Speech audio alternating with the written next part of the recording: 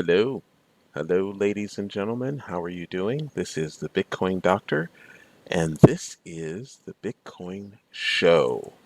Welcome to all of you. I'm very glad to see you today, and we are going to be talking about crypto. We're going to be talking about several exciting um, projects and the current news and everything crypto. I hope you've had a great week since our last show. Please contact me on Facebook or YouTube and tell me all the things that you're involved with in crypto. And I look forward to hearing from you. It's a very exciting time in the world of crypto. We hope to build an enormous audience that loves talking crypto. You know, this is 2021. It's August 2021, and for the last 8 months, it's been quite a ride. The beginning of this year saw some amazing run-ups in uh, the value of cryptocurrency, in the adoption. I mean, there's so many stories this year. I mean, El Salvador um, was a key broker in that they made Bitcoin a legal tender in the country of El Salvador. Amazing stuff, amazing stuff, and we're looking forward to some equally amazing information here in this year.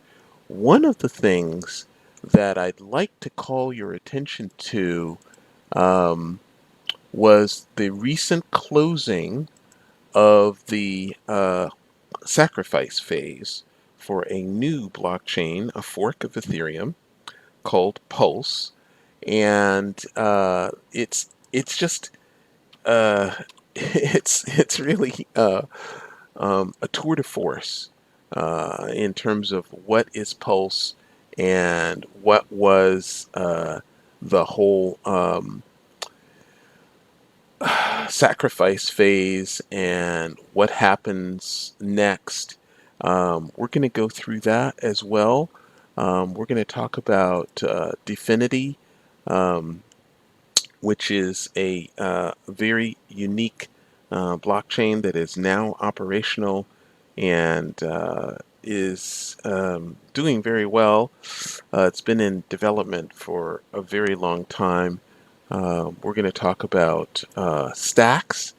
Uh, this is a project that provides uh, full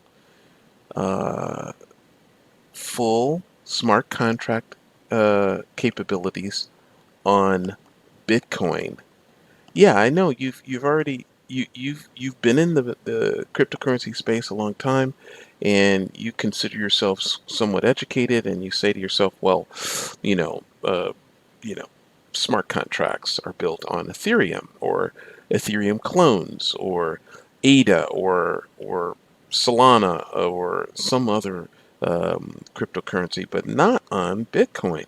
Bitcoin doesn't have smart contract capabilities. Well, this company's been working since 2013 to build programmability on top of Bitcoin, and this is version 2. They're ready for prime time. They're up and running, and I think they are probably the most well appointed, well funded uh, project that no one knows about. Um, so we're going to talk about that as well. And welcome, welcome to the show. We know that there are better ways to communicate all this information, and one of the ways I love is Facebook Live. It is just a very well designed, well managed tool to deliver this kind of information. And I then ultimately do take this audio and post it on Blog Talk Radio. I then do ultimately take this audio, this video, and post it on YouTube. But I prefer the initial uh, uh, the initial creation of the video live using Facebook Live Producer um, on Facebook. And I hope I get some engagement. Is there anyone listening to me live right now? I see my video is doing well. I can see lots of the stream is doing well. My CPU is only working about 13%.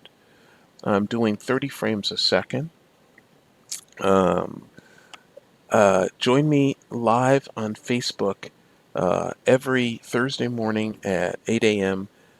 Pacific Standard Time, Pacific Daylight Time, PDT, PST. Um, I'm on the Pacific Coast in the U.S.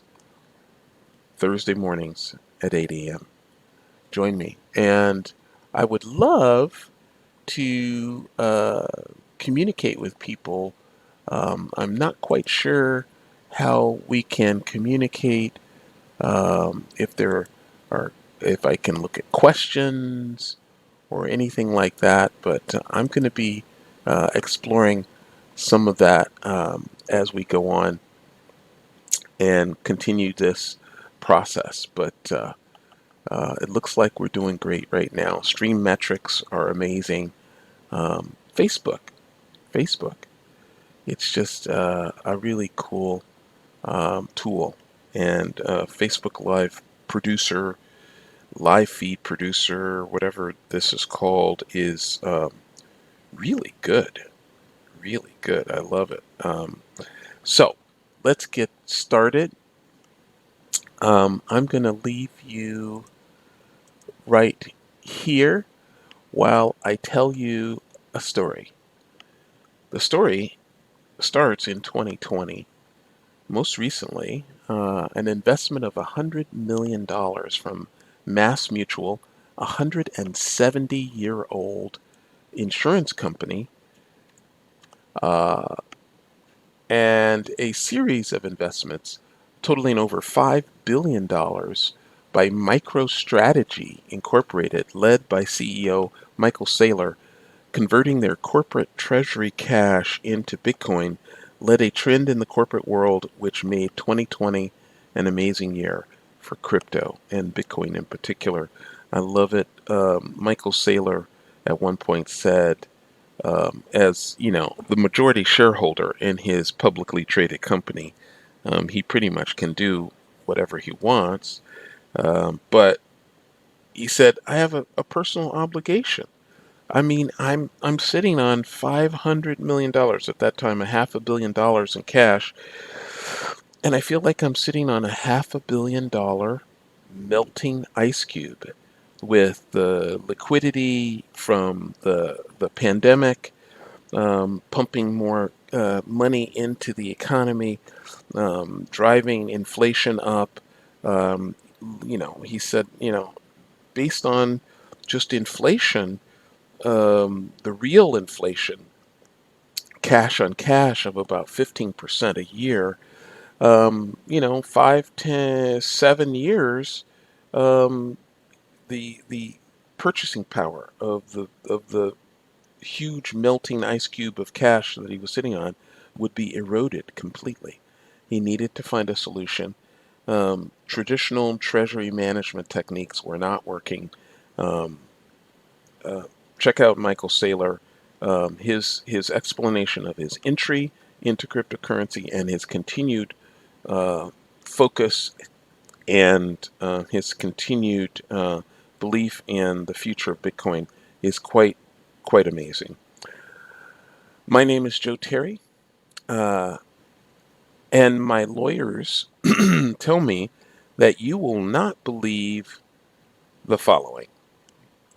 You will not believe the following. And I could not really believe that my lawyers were saying this, but they said you wouldn't believe that A, I'm not a financial advisor. B, you should do your own research. DYOR, do your own research. Or C, never take financial advice from a guy on a video podcast on the internet.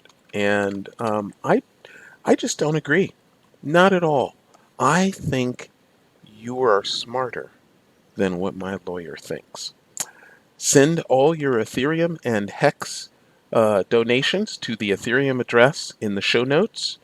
Please send Bitcoin donations to the Bitcoin address in the show notes. That begins with 1HGK and ends with XYHY. Please donate responsibly, but whatever your donations, they will be very appreciated. You can listen to the program live, or actually you can just listen to the program on Blog Talk Radio / the South Bay Show, and get your questions answered, and there you go. It's going to be fun. Check out, also I want you to check out an app for staking and managing Hex investments called Staker App. You can find out more at Staker App, Staker, Staker app .bitcoin-doctor.com. Staker app.bitcoin-doctor.com. And also, I need you to go to hope.com, HOPE.com. There is hope, hope.com. All right. Thank you very much. Now we will continue our program with, one of the best investments that I've ever made, and one of the best communities and founders that I've ever found in the crypto space. The founder, Richard Hart, has donated tremendous amounts of time and energy and intellect to creating Hex. And so I just want you to know a little bit about what Hex is and how it works. If there's someone out there that doesn't know, I want that fixed. That's just that simple.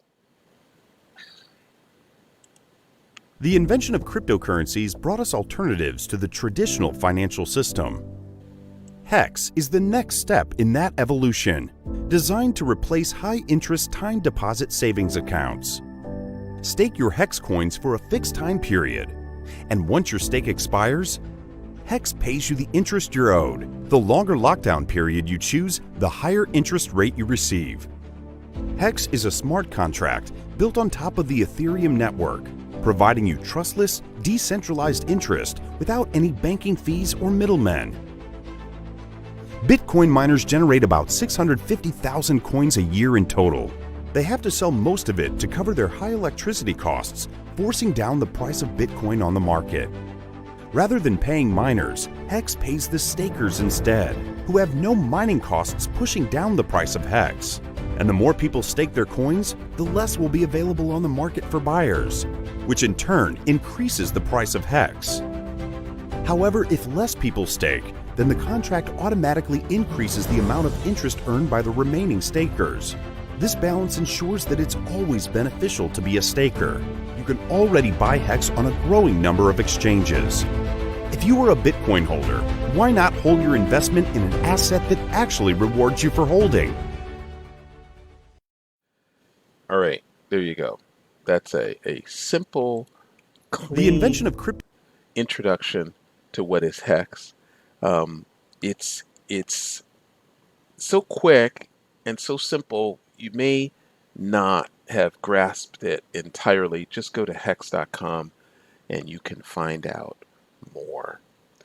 So there's been some innovations in the worlds of crypto and in the worlds of smart contracts that I really wanted to communicate. And so I'm going to do that, but in just a little bit, I have this presentation that I wanted you to hear. It's about stacks. It's about stacks. There's Dfinity is an amazing project. It's you may have heard about it. The ticker symbol for their main cryptocurrency coin is ICP, and let's see what ICP has been doing. We'll go to coin market cap and see what ICP has been doing. It's it's not primarily a trader's coin. That's not what it's about. It's about the underlying technology of ICP and what it has been doing as a project. And it's providing a platform, an internet platform that's really scalable and fast and um, free from the free from the problems that we have with our existing internet infrastructure. But there's lots of problems with Dfinity. They're thinking about forking it again to create a sister chain. It's like perpetually in development. There's that. And so you can get on the Dfinity train and find out more about them at dfinity.org. DFINITY .org. DFINITY.org. Dfinity. But there is another project that wants to create a smart contract layer, a new, better internet, and it's called Stacks, and it's really exciting. This gentleman here with Crypto Money Life explains it very well. So I want you to hear this explanation, and now you can really understand it. Here we go. 2 years is a long time in the world of cryptocurrency. However, if you're one of those that remember back to 2019, then you will recall a crypto platform called Blockstack going viral in June of that year after they purchased a billboard across the road from Google's California headquarters. The billboard contained a simple message, "Can't be evil," which was a reference to Google's then code of conduct mantra of "Don't be evil." Why am I talking about something that happened 2 years ago, you may ask? Well, a lot has happened in the 2 years since, and Blockstack, having never made the inroads into the crypto market that it had hoped, is no longer around, having evolved into the Stacks project. And it is Stacks and their STX tokens that is the focus for today's video.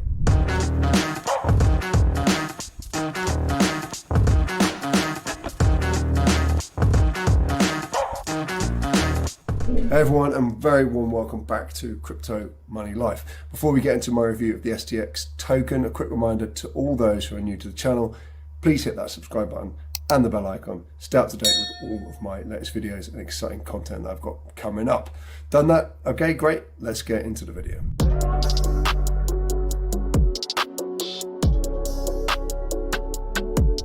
Stacks is a relatively new layer 1 blockchain solution that has been designed to bring smart contracts and decentralized applications to Bitcoin, and doing so without changing any of the features or compromising on the security and stability of its own or the Bitcoin platform.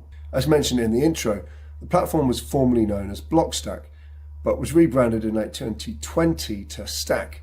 Development continued during 2020 with the mainnet for Stacks 2.0 launching in January 2021.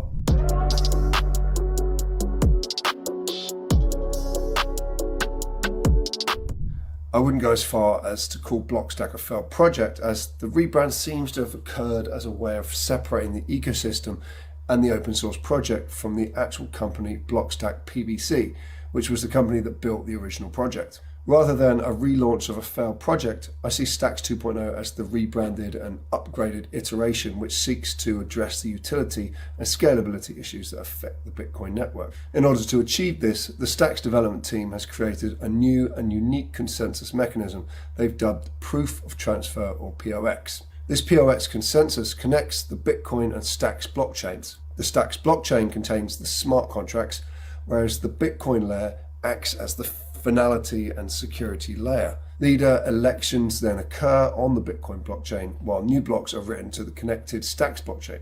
By working in this manner, the Stacks blockchain transactions are capable of scaling independent Ladies, it ain't easy being independent of the Bitcoin blockchain. Bitcoin's chain is only needed for security and finality, meaning that thousands of transactions on the Stacks blockchain result in just one single hash on a Bitcoin's blockchain. This is a pretty innovative solution that I really like.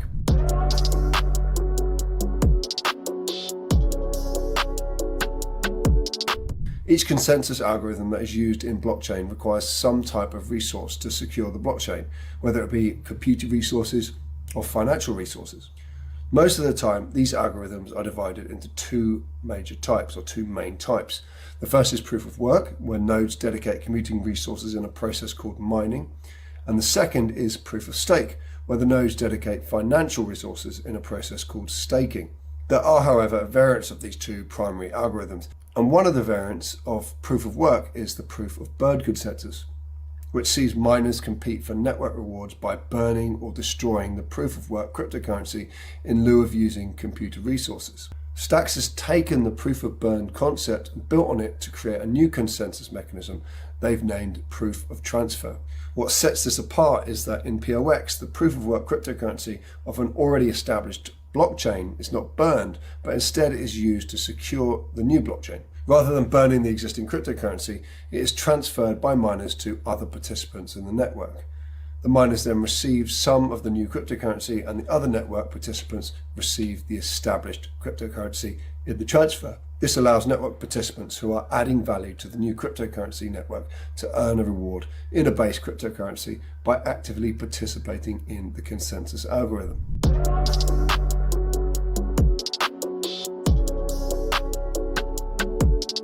Well, the big selling point here is that Stacks looks to take what makes Bitcoin so powerful and extend it with additional functionality without needing to fork or change the original Bitcoin blockchain.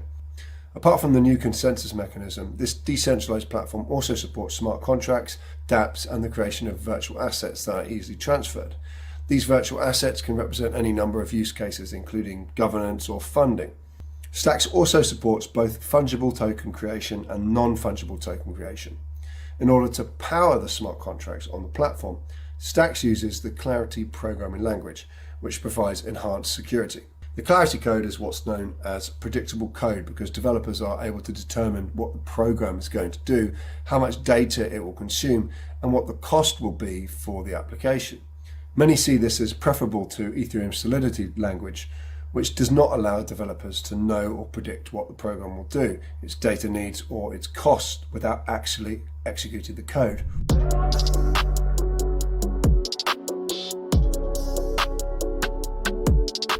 The native token of Stacks is the STX token, which was created for the primary purpose of fueling the execution of Clarity smart contracts. However, whilst this remains its primary purpose, there are some additional features and functionality for the token in the Stacks ecosystem, including publishing new smart contracts to the blockchain, paying for transaction fees, and registering digital assets. Another thing to note is that Stacks is unique in that it was initially distributed to the public through the first ever US Security and Exchange Commission approved token offering in the USA. This allowed the token to launch with an initial $28 million cash offering for its STX tokens in July 2019, And in addition, the project also released a legal memo in December 2020 that outlines how STX will be able to move from its current status to become tradable on US exchanges. In terms of performance, STX is currently ranked on CoinMarketCap at around number 63 and has a current market cap of just under $1 billion. From its launch in 2020, the token price saw a steady climb, rising from 43 cents at the start of January 2021 to around $1.30 by the end of March. However, the price really took off in April and it reached an all-time high of $2.82. What followed has been a bit of a roller coaster, and at the time of researching for this video on the 19th of July, the coin is trading for just under $1 at 92 cents. It has a circulating supply of 1.1 billion STX tokens and a max supply of 1.8 billion.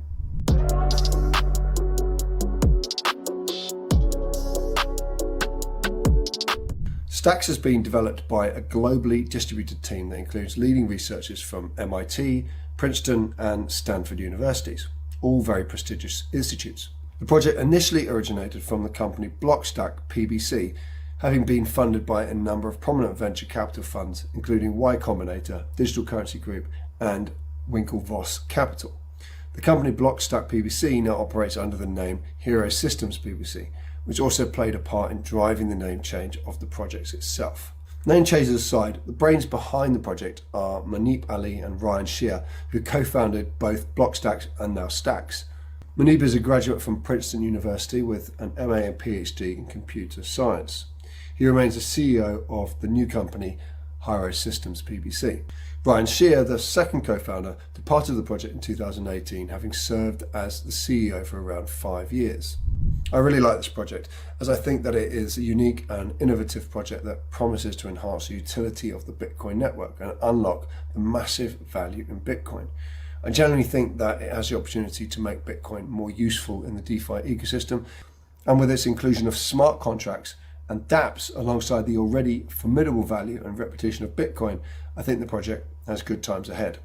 To me, the platform represents all that is good about crypto. It has credible developers, funding and backing, genuine use cases, an ability for users to earn passively, and seemingly buy-in and acceptance from the US regulators. Whilst I predict good things for Stacks, I will be watching closely to see if and how rapidly the blockchain community adopts Stacks, and whether adding smart contracts to Bitcoin actually causes people to move away from other networks that were actually originally designed for dApps, such as Ethereum.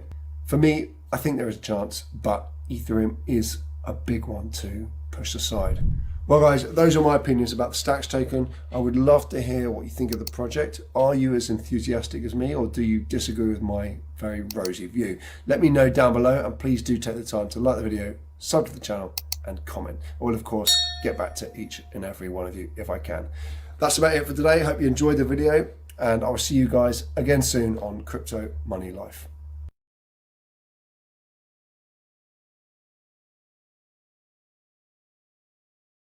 That's Crypto Money Life. Please do comment and Yes, today we're talking about please do comment and frequent his channel, Crypto Money Life. He's a great explainer, 2 as years you can see, and he's very organized. And Spencer Taring, he's great, and he's got 10,000 subscribers. Please do subscribe to his channel and frequent his channel, and you will learn new things. I'm going to subscribe right now. Live, can you see that? I'm subscribing. I'm liking the video. I like the video a lot. So, what else? What else we're going to do? There was really something about Hex that most people don't know, and that is that Hex is based on the Ethereum network, and because of fees for staking and fees for unstaking, the founder of Hex felt that it was time for a change. It was time for a change, so he decided to fork Ethereum. The fork is called Pulse Chain, and it's currently in pre-testnet. It's going to be testnet should be live this week. Sorry, it's going to be any time now that it should fork. And the key issue is that there will be um, new opportunities for everyone in the Ethereum space, because the fork is going to be one of the first forks of Ethereum to take the entire current token state with it. So if you own any Ethereum-based tokens, if you own Ethereum itself, and let's say you're using MetaMask wallet, your private keys will work on the Pulse network. And if you had Ethereum, there will be Pulse on the Pulse network. Actually, it'll be diluted by about 10,000. Um, that is, the number of Pulse in the Pulse chain network will be inflated. So if you had 1,000 Ethereum on Ethereum, you now have one pulse, the equivalent of one pulse, and or 10,000 Ethereum, you'll have the equivalent of one pulse, or something like that. Or maybe if you had one Ethereum, you'll now have 10,000 pulse. Maybe that's right. That's how it goes, because the if you had one Ethereum, you'll now have 10,000 pulse, because the supply of Pulse will be 10,000 times the supply of Ethereum. And that includes Hex and Hex contracts, and the way that Hex contracts work, in that they are going to be, representations of certificates of deposit on the Ethereum network. They will similarly be representations of certificates of deposit on the Pulse network, but now the fees will be orders of magnitude less, and so it'll be more profitable for smaller stakes and for people that don't have, tens of thousands of dollars to stake and unstake on Pulse network.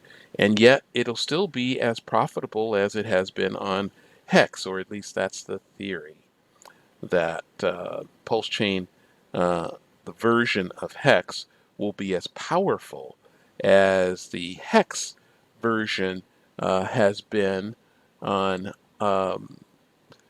Ethereum, and yet the fees will be so much less. It'll be much more usable on the Pulse chain. This is Richard Hart taking care of his hexagons and saying, the fees are too great on Ethereum. He said at one point, if the fees ever become too great, we will fork Ethereum. And true to his word, he is forking Ethereum, and it's happening at the very current time. So I'm excited about it. We'll see how it works. I'm excited about it. It's happening. As a part of the move to Pulse, there is a sacrifice process that lasted for 17 days. And this sacrifice process, if I can get a picture, I don't know if I can get a picture up of the sacrifice process and exactly how it worked, but basically, bottom line, the first 5 days of the 19 days, let me say, you could invest and then get a multiplier of your investment, the dollar value of your investment, by 10,000 Pulse. So if you invested $1, you get 10,000 Pulse. And that investment was also allowed to be there was a charitable donation that you can make to the SENS Foundation. That's SENS.org, SENS.org. And the SENS Foundation received something like $27 million. Their normal budget over the, several decades that they've been in business was about $2 million. In the last several years, their regular budget was about $2 to $2.5 million a year. They've just received a $27 million investment within 20 days. And so let's just hear from the managing director of the SENS Foundation, how much of an impact that will make on what they do. And right before I show you what an impact the sacrifice phase of the Pulse chain, a new blockchain that will be released soon, a fork of Ethereum, and this fork of Ethereum being done by the leader of Hex. So let me show you what Sens.org is as an organization. They are the Pulse chain airdrop has ended. Thank you, Richard Hart, for all your donors. The largest charitable donation in the history of cryptocurrency. For the largest charitable donation in the history of cryptocurrency. So right there, you can see lots of well-established personalities are behind what the SENS Foundation is. Here's Edward James Olmos supporting again the SENS Foundation because it is that important. SENS Foundation, the SENS Research Foundation works to develop, promote, and ensure widespread access to the therapies that cure and prevent the diseases and disabilities of aging by comprehensively repairing the damage that builds up in our bodies over time. We are redefining the way the world researches and treats age-related ill health while inspiring the next generation of biomedical sciences. And it's to this foundation, to a foundation whose primary purpose is to save your life. You. To save your life. Richard Hart has just orchestrated the largest charitable donation in the history of cryptocurrency. And here's a little write-up at the SENS Foundation about the airdrop. Um, they're extremely grateful to Richard Hart and the over 2,000 donors who supported their mission. They will be announcing the total raised as we finish the processing. Please refer to the FAQs below and send them email to airdrop@sens.org. There you go. It's amazing. SENS Foundation Research is a separate entity from Pulse Chain. We are a scientific nonprofit organization that Richard chose to support through his airdrop. We cannot advise you on anything that has to do with the process and or Pulse reward. Please contact the Pulse team for more information. So if you want more information, you will go to pulsechain.com. But it's really cool that they chose to do as much as they have in honoring the Pulse Chain airdrop and well, I mean, getting 10 times your annual investment, 10 times your annual budget in 20 days is a huge deal for any nonprofit, and it's wonderful that they've made such a big deal about it, and thanking Richard Hart. He certainly deserves it. So we've talked about stacks, and we've talked about a little bit more. We're going to talk about we've talked about Pulse, and it's really exciting. Very, very glad to talk about that. So, what's next? Well, let's see here in our list of stories today. One thing that is obviously very interesting is, the worlds of DeFi, decentralized finance. Uh, there's crypto scams, DeFi hacks, and rug pulls. Why the cryptocurrency industry needs insurance tech. When you have even $100 in a liquidity pool, you dread the day you awake to it being gone. And there's been millions and millions of dollars lost in various crypto scams and DeFi hacks and rug pulls. And it's just, that's what people are uh, most afraid of. It's a very complicated business. It's a very technical business. At this point, we're in the dark ages of decentralized finance. And then you wake up and you say, your bags are gone. How do you alleviate that concern? With insurance. Unfortunately, DeFi users don't have much choice when protecting their assets. And only an estimated $2 billion of DeFi's $100 billion total value locked is insured. Literally, there's about 1/10 of $1 trillion currently uh, allocated in total value locked in decentralized finance, and only about $2 billion is insured. Needless to say, crypto and DeFi are still in the exploratory phase in finding an optimal insurance solution. Exploits have become almost inevitable and hidden in plain sight. Many great projects have pushed the need for crypto insurance forward. At first, Nexus Mutual paved the way.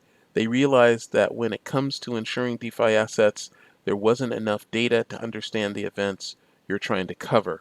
They built a mutual where people could pool their collateral and vote on which claims to recognize. The mutual system has been around for centuries. It's proven to be a good measure when you have limited data and availability to judge, similar to the syndicated pool from Lloyd's of London. Evolving methods for crypto insurance. In the sense of adapting to the blockchain, methods are evolving. All the data is public and transparent. Certain risks are starting to occur, giving us insight into what needs to be covered. Flash loans, rug pulls, bugs, etc. Downside risks should be covered through automated systems over mutual insurance, because even though mutual coverage is suitable for the start, it has varying effects, particularly when paired with governance. Even though you're covered, if people don't vote objectively, you don't get the coverage even if an event happens. Um, we should automate the process to remove unpredictable human elements as much as possible. Crypto insurance can be built entirely with code for efficiency and reliability, providing an answer for the cumbersome claims process. Yes, indeed. Yes, indeed. So that's just one thing that we need to talk about. You can find out more by going to, you can find out more at, let's see, where Nexus Mutual. Let's see if we can find out more at Nexus Mutual right here. Boom, boom. And it's nexusmutual.io. Nexusmutual.io. You can find out more there and get covered, and find out if you can find a better way, right? Um, nexusmutual.io. Now, another report here refers to the fact that Shiba Inu, SHIB, SHIB, and Dogecoin, DOGE, users led the altcoin surge in 2021. Data shows most exchange trading activity came from altcoins ahead of the big three cryptocurrencies this year, and leading the charge were two Shiba Inu inspired cryptos. Um, the breed of dog called Shiba Inu inspired both of these large cryptocurrency projects. Crypto hopefuls piled on to trading arenas en masse in 2021, logging on to exchanges, cranking up the leverage, and trying to achieve the obscure dream of making millions of dollars from a few thousand. The numbers are staggering as well, as crypto services company Crypto.com's latest market report shows the total number of global crypto users reached over 220 to 221 million in June 2021, taking only 4 months to double the global crypto population from 100 million to 200 million. 4 months to double. This is extraordinary.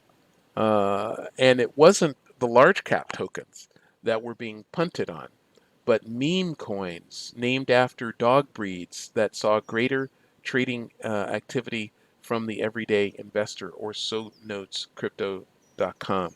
Altcoin adoption was likely spurred by the influx of new users who were interested in tokens like Shiba token and Dogecoin, among others.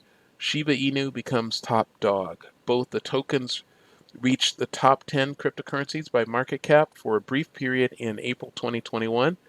Dogecoin reached a high of almost 80 cents, while Shiba Inu touched 4 zeros and a 3, a very low number, um, a percentage of a penny. They've since fallen to 20 cents and a much lower percentage of a penny as the meme hype faded out. Doge remains a top 10 crypto. Factors behind their rise included celebrity shilling, Coinbase listings, general approachability, and the power of memes that help proliferate their hype to investors around the world and via mobile apps like TikTok.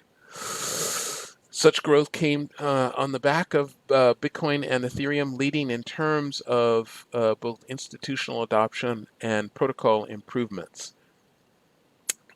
This is a great article, but that's the state of crypto when cryptocurrencies named after dog breeds lead the way.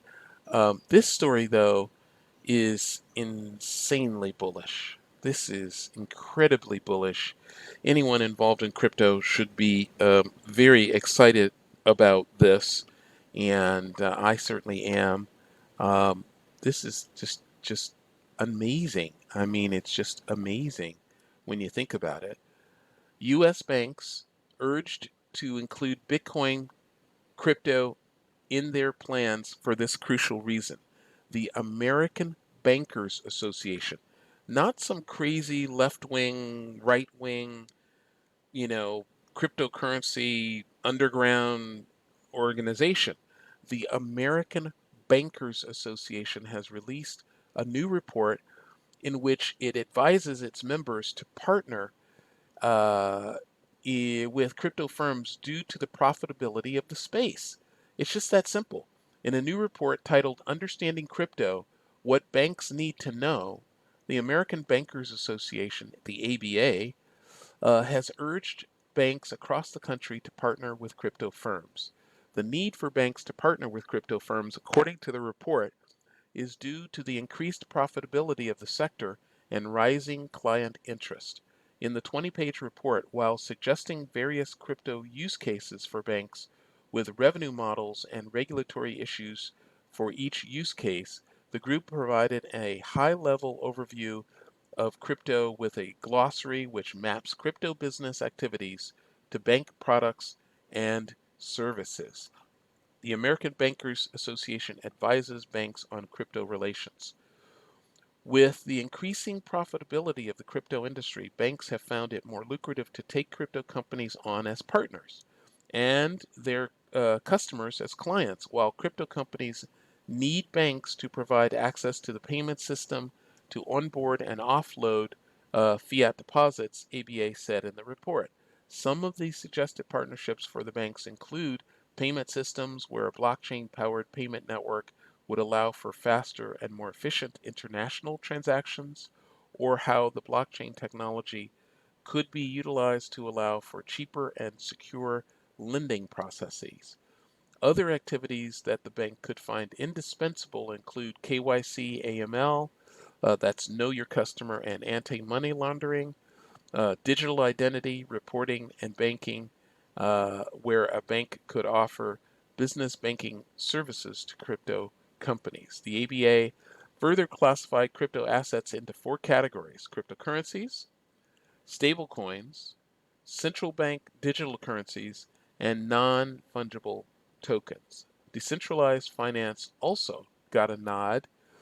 It highlighted various use cases for crypto for banks. These cases range from store of value to custody, wallet provider, and interest-bearing accounts. Other use cases cited are payments, lending, exchange trading, broker dealing, insurance, network utility, and asset management. It's just amazing if you think about it. The American Bankers Association. This it's the American Bankers Association. This is not some fly-by-night company. And the conclusion: blockchains represent a transparent and decentralized way of recording transactions, both financial and non-financial, but their use for the creation, storage, transfer, and trading of cryptocurrencies has grown exponentially over the past few years. At the same time, the crypto industry itself, while novel to many, has reached all-time highs in terms of market size, public interest, and company valuation, a summary of the report indicated. So this is the dividing line in the history of the crypto assets world. Now, this is pursuant to something that BitBoy Crypto, Ben Armstrong, recently said. It's time to stop referring to them as cryptocurrencies and start referring to them by their more uh, accurate title, crypto assets. So this is a dividing line between what was before and what will come after. The dividing line being when the American Bankers Association released a report in July of 2021 on what they believed their members should plan on in terms of their association with cryptocurrency and other cryptocurrency companies. It's really a big deal, and it's kind of cool. So there you go. American Bankers Association. Check it out.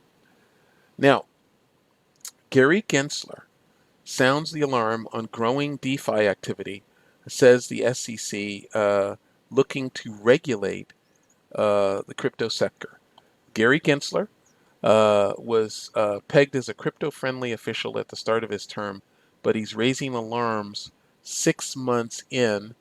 He is the U.S. Securities and Exchange Commission chairman.